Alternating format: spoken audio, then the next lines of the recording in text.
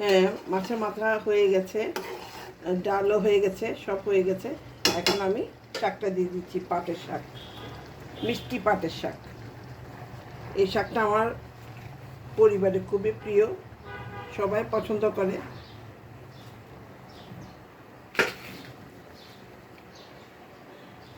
কিন্তু বেশিক্ষণ রান্না করা যায় না।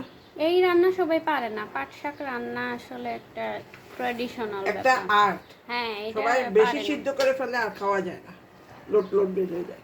এটা 3-4 উত্তানি দিলে নামিয়ে ফেলতে হবে।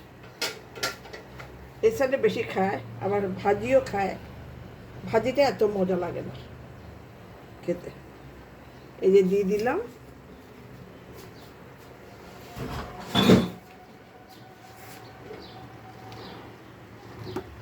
আসলে আমার ফ্রেন্ডরা বলে তুই কোথা থেকে এগুলি শিখছ। আসলে হয়েছে কি,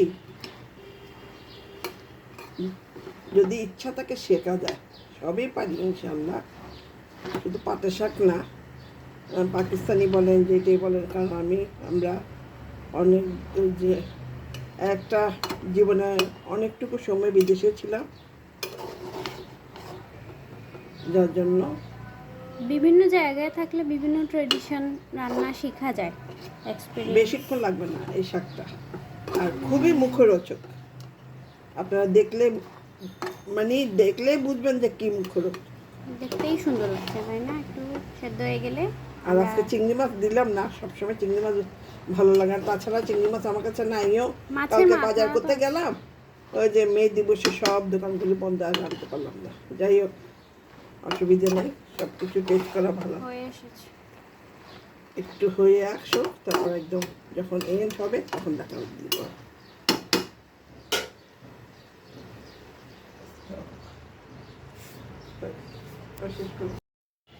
হয়ে গেছে আমার পাটের শাক, দেখেন কত সুন্দর হয়েছে। অন্য কিছু লাগে না, এই পাটের শাক দিয়ে ভাত খাওয়া যায়।